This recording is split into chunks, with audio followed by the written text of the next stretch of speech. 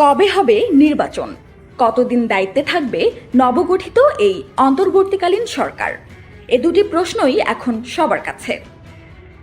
BNP মহাসচিব মির্জা ফখরুল স্পষ্ট করেই বলেছেন, দেশে ৩ মাসের মধ্যে নির্বাচন না হলে সাংবিধানিক সংকট তৈরি হবে। সমমনা অন্য দলগুলোও একই সুরে কথা বলছে। তারা চাচ্ছে যত দ্রুত সম্ভব নতুন নির্বাচনের ব্যবস্থা করা হোক।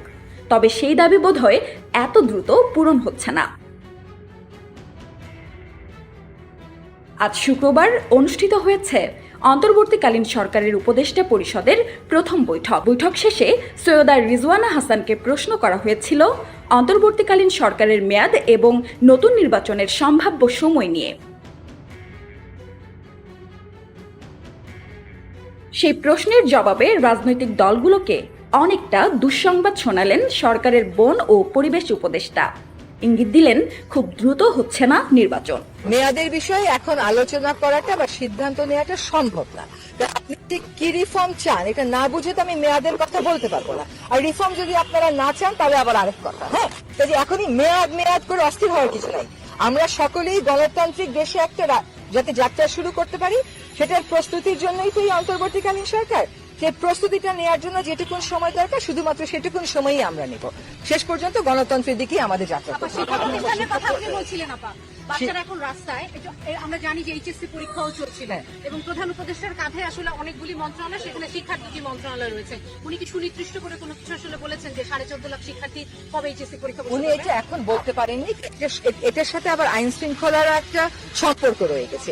ওইটাকে অ্যাড্রেস করার সাথে সাথে এটাও অ্যাড্রেস একটা নিয়ে কোনো কথা হয়েছে কিনা? আমরা দেখেছি বিভিন্ন সময় বড় রকমের দুর্নীতি, মানি, অর্থ পাচার, এই অর্থ মন্ত্রণালয়ের যিনি দায়িত্বে আছেন উনি বলেছেন যে যত রকমের ইভিল প্র্যাকটিস গুলো আছে সেগুলোকে যদি উনি অ্যাড্রেস করতে হয় তাহলে তো উনার অনেক জায়গাতে আপনারা জানেন পদত্যাগ ভ্যাকেন্ট হয়ে আছে।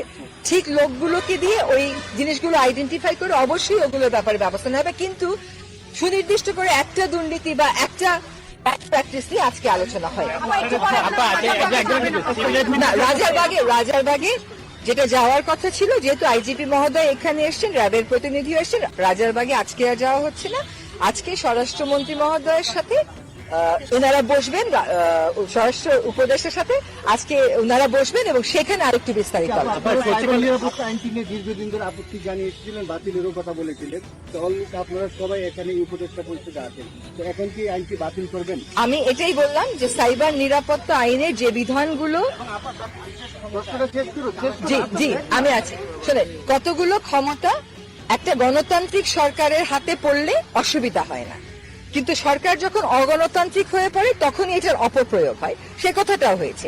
কোন বিধানগুলো অপপ্রয়োগ করার যাচ্ছে সেগুলো আইডেন্টিফাই করে বাতিলের কথা বিবেচনা করা হচ্ছে। এখনো অনেক জায়গায় মানে ডাকাতি বা এই ধরনের সমস্যা শোনা যাচ্ছে, সেটার ব্যাপারে কোনো আলোচনা? সেটার ব্যাপারে কথা হয়েছে। এখানে আইজিপি মহোদয়কে জিজ্ঞেস করা হয়েছে যে ওনার কাছে কি তথ্য আছে।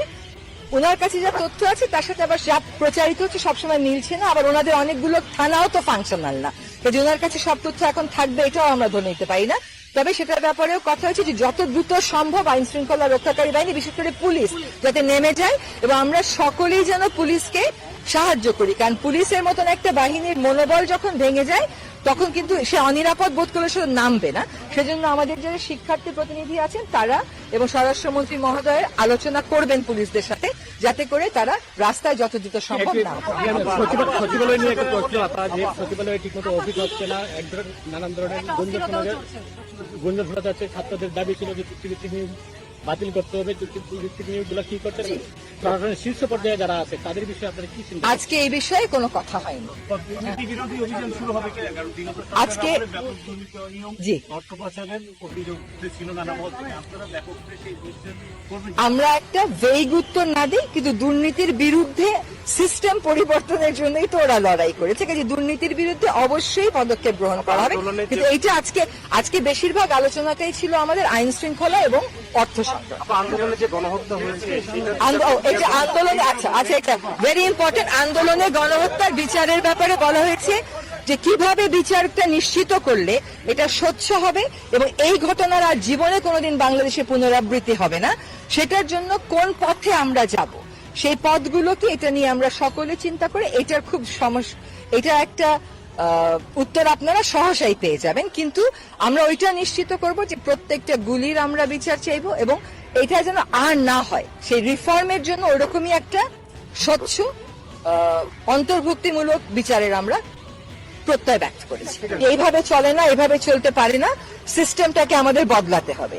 সেই রিফর্ম গুলো একা তো আর করা যাবে না, সমাজের সবার সাথে কথা বলতে হবে, গণমাধ্যমের সাথেও কথা বলা হবে, পেশাজীবীদের সাথে কথা বলা হবে, সকলের সাথে কথা বলে রিফর্ম এজেন্ডা একটা ঠিক করে তারপরে আমরা আলাপ আলোচনায় যাব। অর্থের ব্যাপারে কথা হয়েছে যে আর্থিক খাতগুলোকে শুধুমাত্র চালু করলেই হবে না, সক্রিয় করতে হবে এবং সেখানে নেতৃস্থানে পরিবর্তন আনবার প্রয়োজন যেগুলো আছে অনতিবিলম্বে সেই পরিবর্তন আনার চেষ্টা করা হচ্ছে। ব্যবসাকে উজ্জীবিত করার জন্য যত রকমের সুরক্ষা নেওয়া যায় সেটা আমাদেরকে আইডেন্টিফাই করে সেই সুরক্ষাগুলো নিতে হবে, যাতে ব্যবসায়ীরা যারা হতোদ্যম হয়ে পড়েছেন তাদেরকে আবার উজ্জীবিত করা যায়। জনগণের জীবন এবং জীবিকার কষ্ট লাভে বাজারের উপর যে নিয়ন্ত্রণ, অর্থের ক্ষেত্রে যে নিয়ন্ত্রণ, সেটা অগ্রাধিকার পাবে অর্থ মন্ত্রণালয় যখন তার পরিকল্পনা করবে। মোটামুটি এই হয়েছে আলোচনা এবং বিস্তারিত কর্মপরিকল্পনার জন্য তো একটু সময় লাগবে।